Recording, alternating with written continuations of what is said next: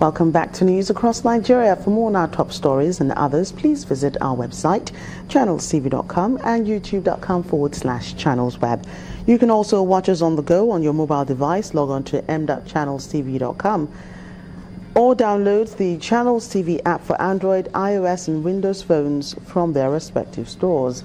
Having the Channels TV and Channels 24 app will give you access to news and updates. You also have the Eyewitness feature, so you too can be a part of the news.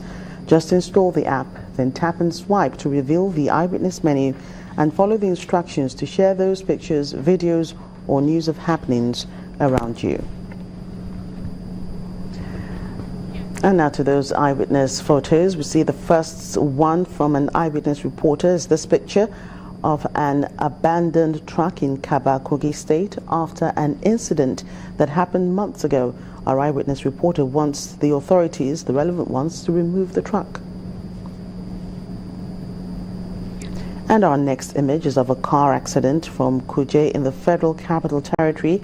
Our eyewitness reporter says the incident happened when the driver, in an attempt to get away from road safety officials, crashed into a wall. And from Owode in the mile 12 axis of Lagos State comes this picture of cows crossing the expressway. Our eyewitness reporter wonders why a blind eye is being turned to this act.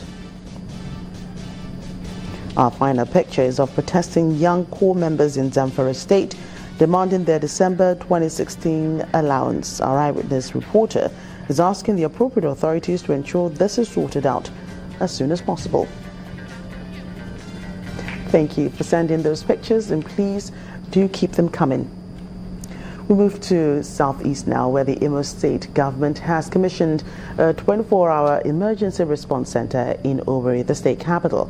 The state government hopes by this gesture to address gaps in the health sector and catch emergency cases in a minimum amount of time.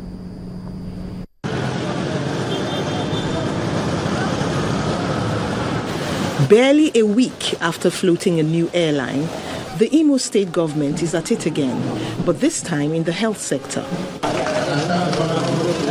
Special guest at this event, the Minister of Health, Professor Isaac Adewale, commissions the Imo State 24-hour Emergency Response Center. We'll find needs and help when they need it. Congratulations to Excellency.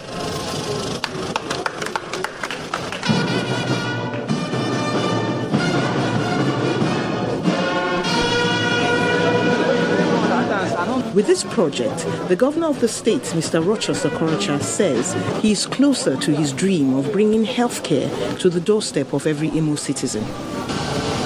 Most of the time, when our people are sick, they don't know what to do. The case of emergency, and not everyone is privileged to have a car or have a medical doctor or health education.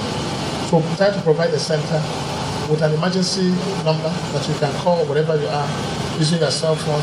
At least somebody will answer you and say, how are you doing? What's your problem? And probably provide to you an immediate solution before you can get to a place of help. Let me say to all of us here that every second counts in saving of lives. Professor Adewale, a professional in his own right, is pleased with the standard of the facility. I'm here to see a center like this anywhere in Africa. The location is also unique, Your Excellency.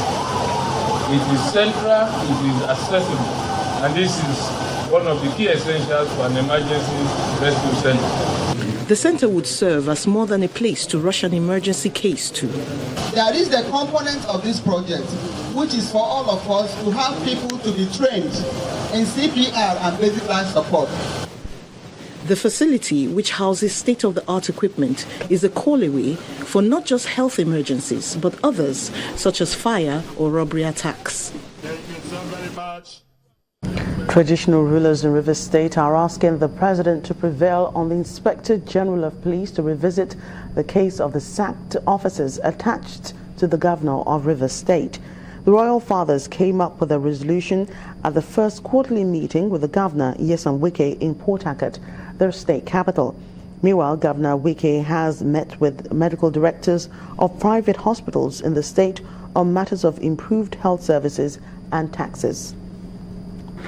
is the 105th quarterly meeting of Council of Traditional Rulers holding in Port Harcourt, the Rivers State capital. The state governor, accompanied by some members of the Executive Council, is here to declare the meeting open. Thanking the monarchs for their concern, Governor Wike reiterates the plan for an even spread of projects to mark the golden jubilee of the state. We promise of certain projects. We promise that every senatorial district, every local government will have impact. Government will provide 1 or 2 projects in all the local government. This is not the period anybody will say, oh, our own local government is neglected.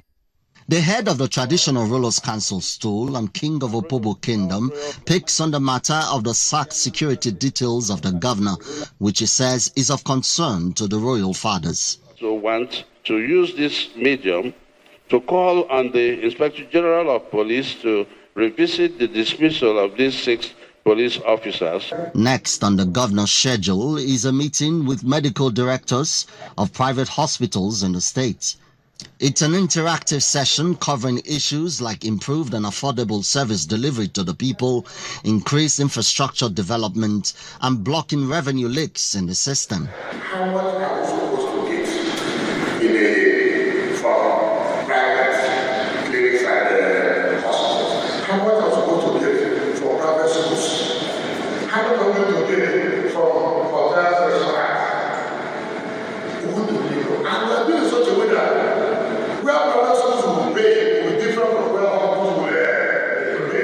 the meeting ends with the Commissioner of Health, Theophilus Odagme, giving assurances of the support of the doctors for the government in the drive to sanitize the system. I want to assure you that other issues that we talk about, we will run fast with them and ensure that we work together and get a better service to our people. Emmanuel Irei, Channels Television News.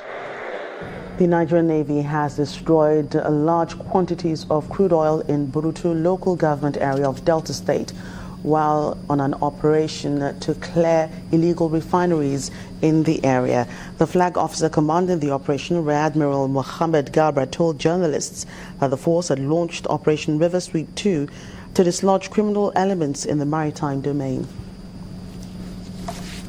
After over a week of persistent crackdown on the operators of these illegalities, our team has so far discovered and destroyed a total of 42 illegal refineries camps.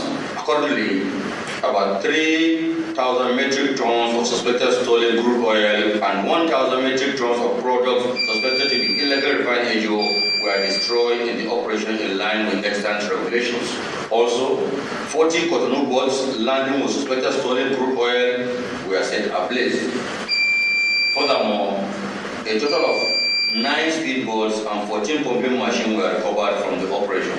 The operation led to several arrests, including 3 high-profile members of the criminals involved in pipeline vandalism.